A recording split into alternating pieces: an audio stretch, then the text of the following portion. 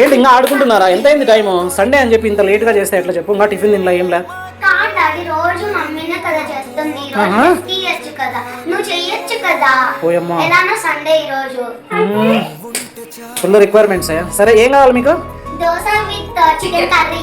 Okay సరే చేస్తానులేండి, rest ఇద్దాం అమ్మకి. చాలే